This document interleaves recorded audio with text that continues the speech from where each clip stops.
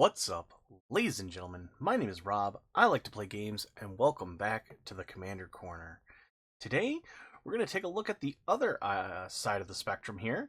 Last week we did a colorless deck. This time, I want to showcase a 5-color deck. That's right, 5 colors. We're going to use every tool in the toolbox here. Kinda. We've got something a little special here, so let's take a look. Alright, and here we are with our commander. We are going to be doing a 5-color Enchantress style deck.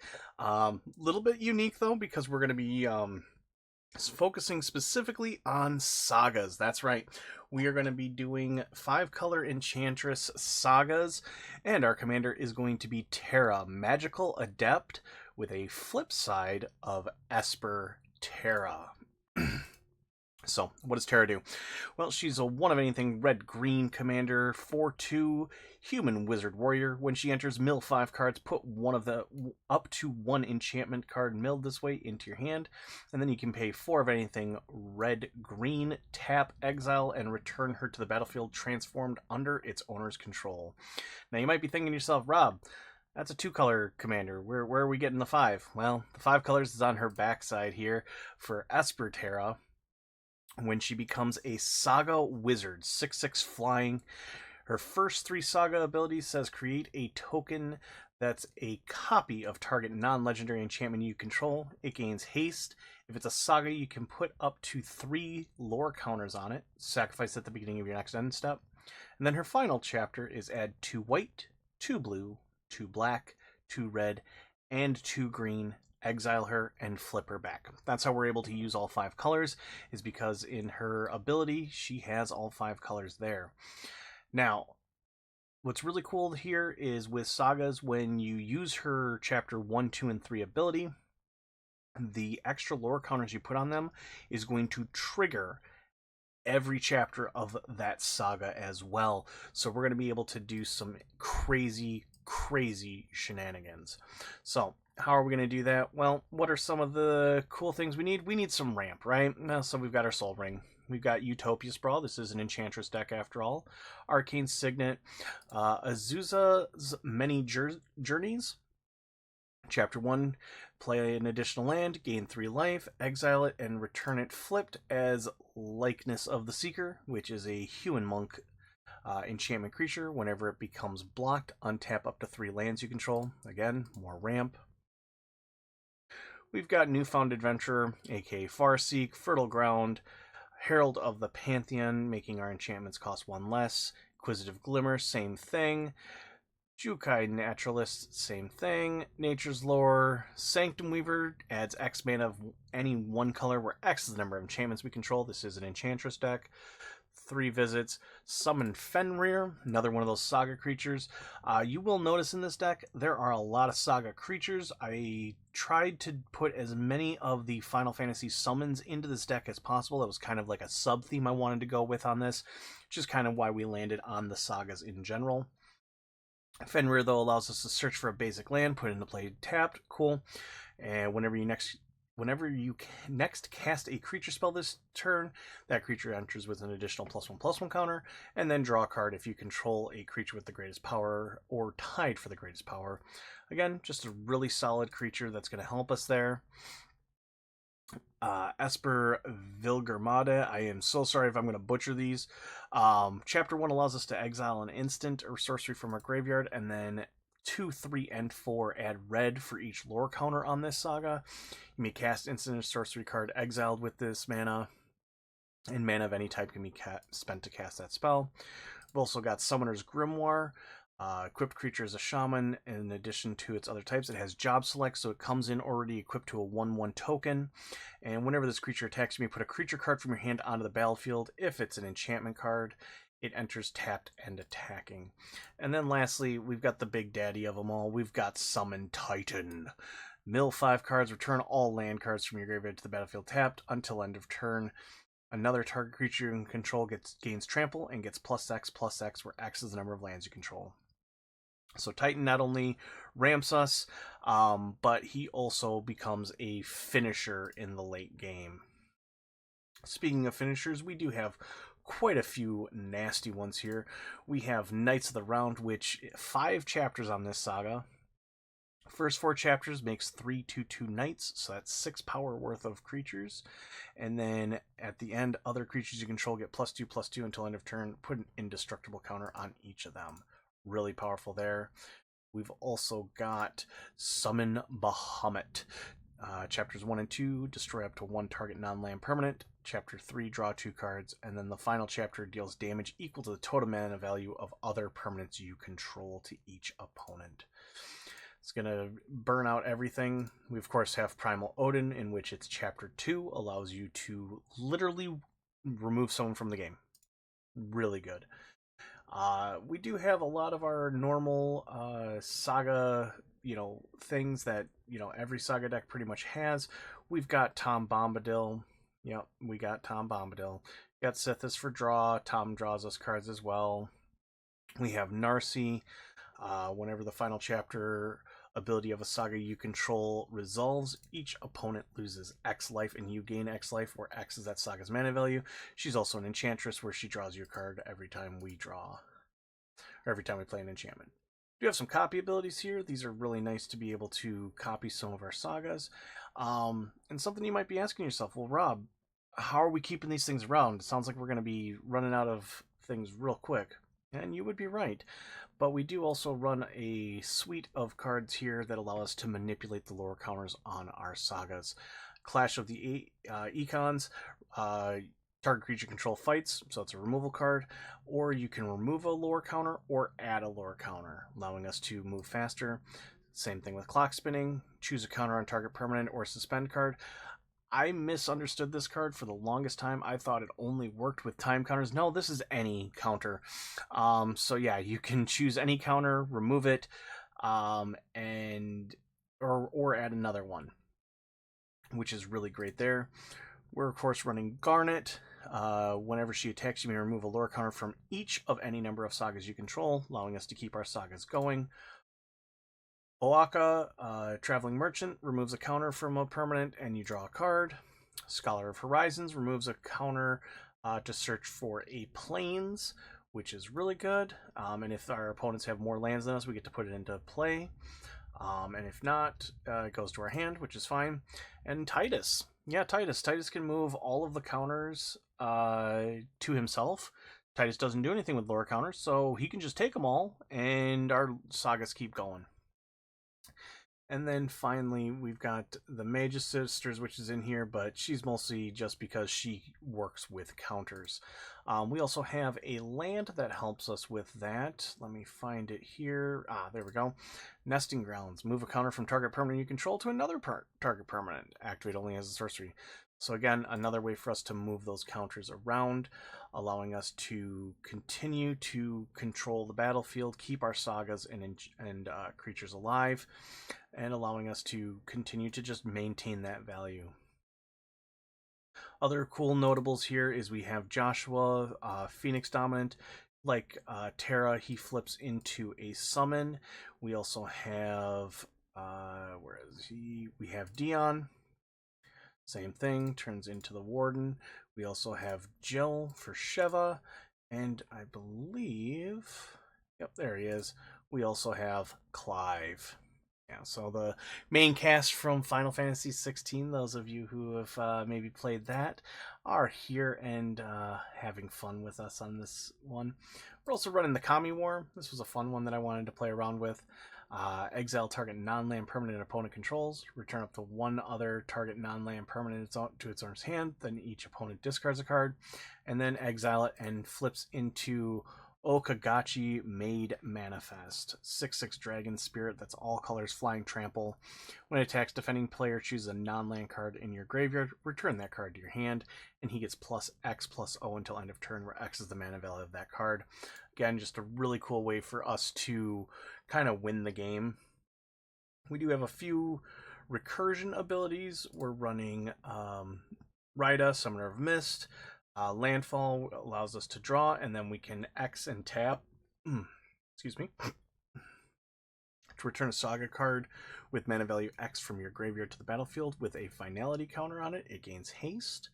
Starfield of Nyx, beginning of your end step, you may return target enchantment card from your graveyard to the battlefield as long as you control 5 or more enchantments. Each other non-aura enchantment you control is a creature in addition to its other types. It has base power and toughness equal to its mana value. Mending of Dominaria allows it to bring more lands as well as creatures from the graveyard. And then Yuna, Hope of Spira.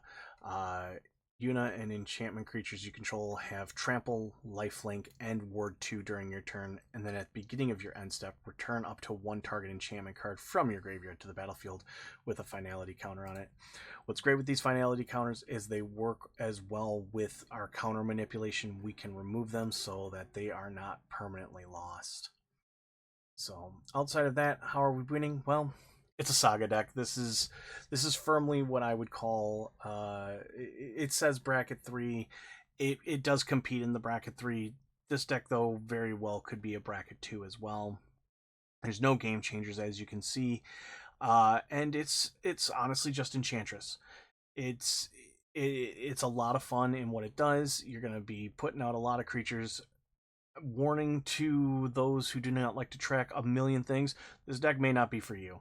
This deck gets very complicated very fast, and we'll show that off in the playtest. Also, a bit of a warning: price tag is a little bit higher than we normally do here, mostly because some of the stuff that we are using does have a bit of a higher price tag. You know, like Sithis. That seems off. Sithis is probably only a $5 card. I have the special Bahamut. I actually own this version, so it's a little pricier there. If we use the regular version of Bahamut, non-foil, still about $20, you know. So there's still some price to be had there. But I mean, most of the deck is relatively cheap. There are a good number of $20 cards, so beware of that.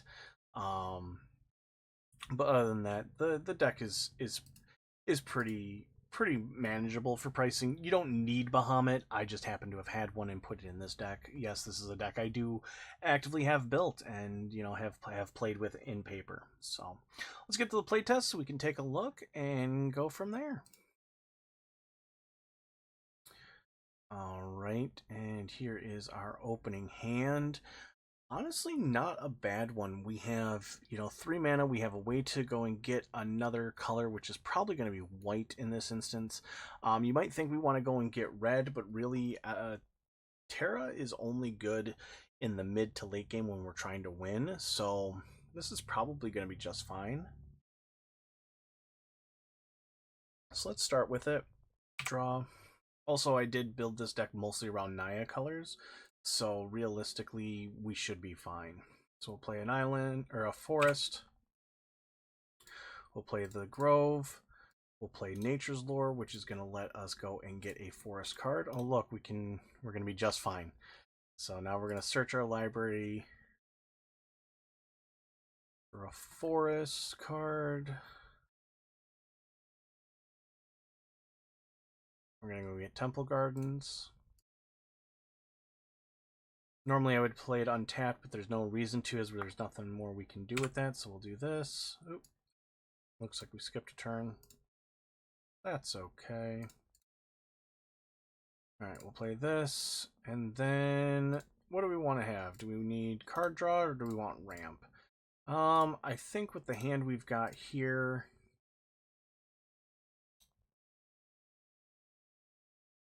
You know what? Let's go with you.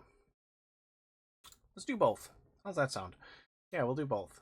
Both sounds good. Alright. One of these will likely draw some hate, but we'll be okay. Draw a card for turn. Now we'll pay the 2. And now we kind of just get to have fun with enchantments and with our creatures here. So I really am a big fan of Yojimbo, but realistically, Ixion is very good as well. Let's see, we've got it reduced by 1. He's a 3, he's a 4, so it's a 2 and a 3.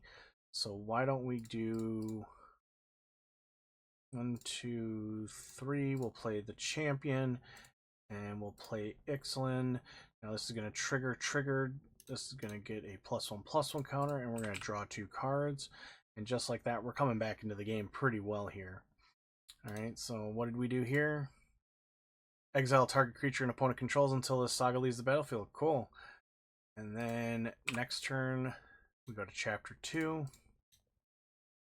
which says put a +1/+1 counter on each up to 2 target creatures you control, gain 2 life. Sure, we'll do here, and we'll give Sithis a little bit of protection as well. Now, I believe...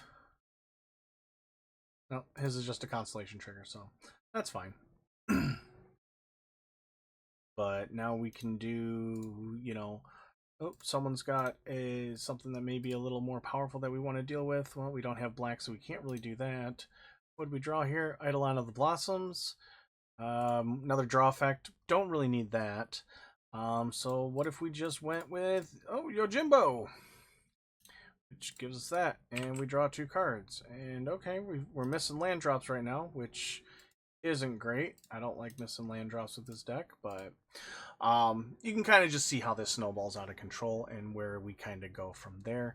So I hope that gives you guys kind of an idea of what we're looking to do with this deck. Lastly, let's take a look at the maybe board. There's not much in there, I'll be perfectly honest with you. Just the Apprentice's Folly, and that's because this creates an infinite combo with Terra. So Terra says that she can copy the enchantments. So choose target non-creature you control that doesn't have the same name as a token you control. Create a token that's a copy of it, except it isn't legendary. It's a reflection in addition to its other types, and it has haste. So what you can do here is, if you have Terra flipped over, okay, her first ability creates a token that's a copy of target non-legendary enchantment creature you control. Folly makes a copy of Terra. It's not legendary, and then Terra creates a copy, creates a copy, creates a copy. You basically create infinite copies of 6/6 flyers, and you win the game from there.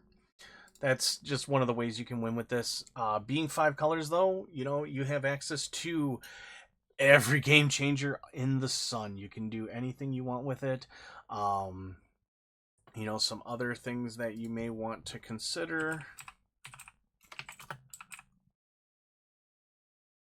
You've got the money for it.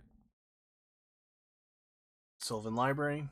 It's another enchantment style card that allows us to draw more, see more cards, filter our cards, allow us to get to where we need to. So that'd be a good one. Another one I would probably recommend is Smothering Tithe. Most of you probably know what that is. Whenever your opponent draws a card, they have to pay 2 mana, or you get a treasure token. Again, very good for this style of deck. We want to have access to colors. We want to have access to mana. That just allows us to do that more. Jessica's Will may even be good in this. Gain X red mana, where X is the number of cards in target opponent's hand. And then if you have your commander, exile the top 3 cards of your library. You can play them this turn. So again, great game changer there. Of course, you have the One Ring. One Ring is always amazing, so that'd be a good one to have if you want to go that route. But it's 5 colors. The possibilities are endless. This is the route I kind of went with it. Again, it's more of a Naya build, but you know, if you wanted to play more of the blue enchantments and stuff like that and go heavier into that route, you absolutely can. You can make this more of a teamer shell. You could stick to just red-green and just play the deck that way. There's so many possibilities here, depending on how you want to do it. So I will leave that up to you.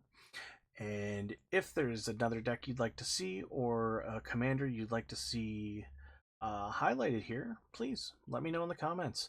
Let me know in the Jungle Games Discord, which will be listed below. Go ahead and, you know, send me a personal message. I don't mind. Be happy to see what you guys want to have looked at. If you want me to feature one of your commander decks on here, send me the link to Archidect or Moxfield or whatever your website of choice is. We'll pull it up. I'll probably end up importing it into Archidect, just so you're aware. But that's fine. That's just my preferred thing. So we'll do it that way. But other than that, until next time, my name is Rob. I like to play games, and I hope you all have a wonderful rest of your weekend. And enjoy the holiday. That's right, we're doing this just before Memorial Day, so go ahead and enjoy that holiday weekend. And until next time, play more games. Take care, everybody.